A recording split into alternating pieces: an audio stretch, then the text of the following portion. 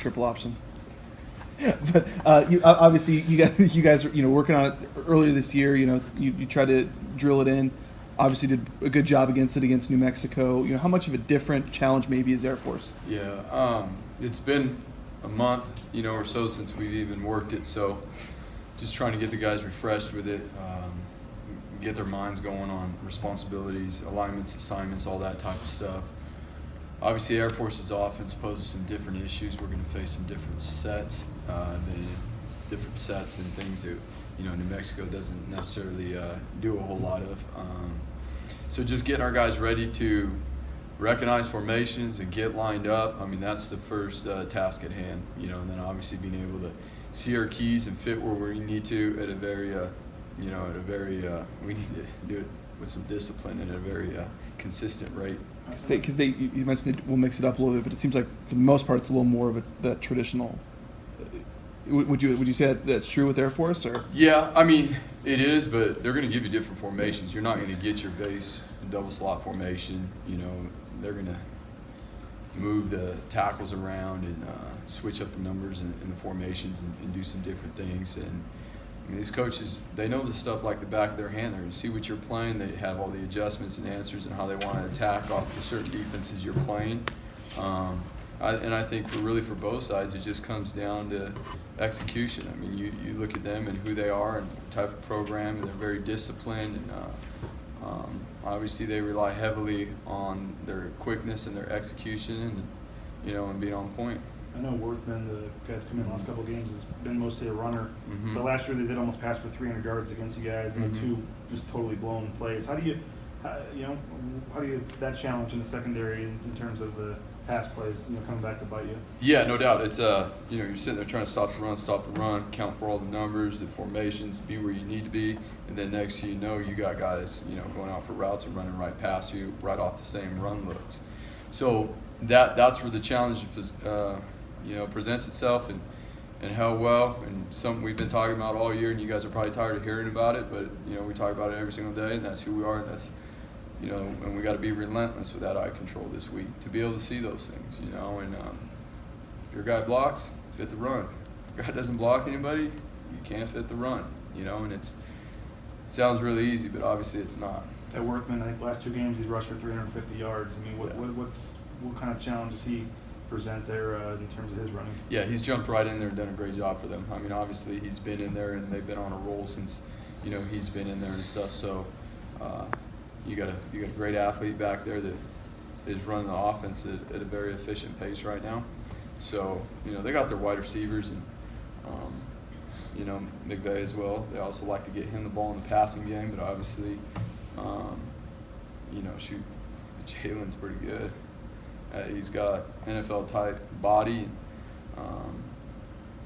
He's got great ball skills and runs good routes, and so that's trying to count for the numbers in the run game and make sure you're not getting killed on one play with the explosive pass play. And with Owens, I mean, he's like number 4 leading rusher they've had there too. I mean, he's a guy you've seen for a couple of years. Right. It seems like all these guys are. Yeah. I mean, it's like, when are these guys going to be seniors? I think he finally is. Yeah. I mean, shoot, we were talking about that earlier today. But no, they've got good players, very productive in their careers for them, and obviously their coaches do a great job of putting them in the right positions and creating some good schemes that pose some serious challenges. Is their offensive line doing anything unique compared to some of the other teams you face? I mean, you just get a different blocking style. You get more veer and in true triple option stuff. They're quick. They're quick off the ball. They play with great leverage.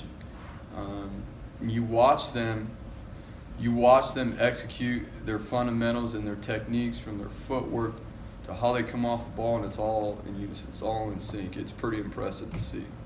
Going into the season, obviously you guys kind of knew you had depth at that linebacker spot, and it's obviously being tested this week. How's that group kind of taking that on? And obviously, certainly that's you want to be full strength against Air Force, but you're not. Right. So, and that's football, right? And we've had guys had to step up all year. Guys that have played a fair amount, guys that haven't played a fair amount, that have jumped in there and really embraced the challenge. And obviously, that's part of football, and that's what you got to prepare regardless of what your role is, you got to prepare like you're the starter each and every week. And even if you don't get to play that week, you never know when your preparation that week, there's something in there that you're going to need when you get fired in a game a couple weeks down the line. So I think our guys have done a solid job with that. Obviously, this week is going to be huge for us. We've got to have some guys step up. And, you know, that's the thing about these guys. They'll embrace the challenge and work the best they can to prepare themselves. Whether it was because of the triple option, whether it was they beat you the last 2 years. I mean, Coach Hartson was last game. Coach Hartson was saying this has been kind of a game you guys even before the season kind of were pointing towards. How big of a deal has that been from your perspective, kind of knowing this game was always coming? You know, you don't really focus on it until it's here. You do some things in the off season to prepare yourself, so when it gets here, you got a base, you got a foundation. I think we've created our foundation. I think our guys understand that. They feel good about it. Now we got to have a hell of a week of prep. You know, it's we're going down the stretch here. Obviously, the last one, and it's on the road against a team like you said that has beat us twice. So we've got to do a great job preparing this week and feeling really good about what we're doing, and you know, so we can cut it loose on game day. Yeah, you know, obviously you guys have had a week at a time approach, but I think human beings probably in the back of very recesses of their mind probably look forward to this sort of a game. How much do you think your defense is looking forward to this opportunity, and maybe somewhere along the line in their heads we're looking forward to getting to this point? You know, shoot, it's crazy this last game. It flies by and it goes, and that's one thing that we talk to them all about, and that's the one thing we'll remind them about again this week. You get one opportunity, each and every week. You don't get it back. You get a Tuesday practice, you get a Wednesday practice, you get a Thursday practice. You don't get those opportunities back. So we've just been trying to keep them glued into today, and what do we got to do today? We'll worry about tomorrow when tomorrow comes up. We'll worry about game day when game day comes up, because if we're thinking about game day already and we're on our Tuesday practice today, we're not going to be the best we can today to have a shot to win when that time comes. In terms of having, thinking elsewhere and stuff, a lot of guys after the last game were saying they were going to be watching and rooting for San Diego State against Wyoming and kind of hoping that they got the help. I mean, any concern at all when that game goes the way it does and you don't get the help you needed, and that you guys kind of, I don't know, No concern at focus all. on that kind of stuff? No concern at all. We're focused on what we got to do, what we can control, and that starts today. I mean, we got a lot on our plate right now. We got to take care of our business, and whatever else happens. I mean, that's part of the nature of the beast here. Is there's a lot of outside influences, a lot of outside talk, and one of our number one goals this year, even before we started the season as a whole team, is to lock out the outside stuff. Now, obviously, guys are going to watch games and have vested interest in other games, but there's a time and place for that, and there's a time and place where you've got to lock everything out outside, aside from what's going on inside this building. I think fans, whoever may have underestimated Wyoming against you guys, and probably Saturday, they just thought San Diego State was going to roll over. How good is Wyoming? They're good. I mean, obviously they beat two of the best teams. They beat all the teams in this conference this year. But I don't think we definitely didn't underestimate them. Yeah. We know what they're capable of. We know what that coaching staff has done and where they've been and things they've accomplished. They're on the roll. They're doing a good job. First chance to ask you, following the news, learning about Tanner, what's he mean to you in this program, and how big of a loss is it for you? Yeah, I mean, he's been awesome for us. Very productive, unbelievably productive. You don't even need to look at his stat sheet. You watch a couple games and you know what he's done for this program, for this defense, the type of mentality he's brought. Been really fun to coach. And obviously we're gonna miss him. We do. He's been awesome. Been involved, helping the other guys out. And being there. He's a coach now, and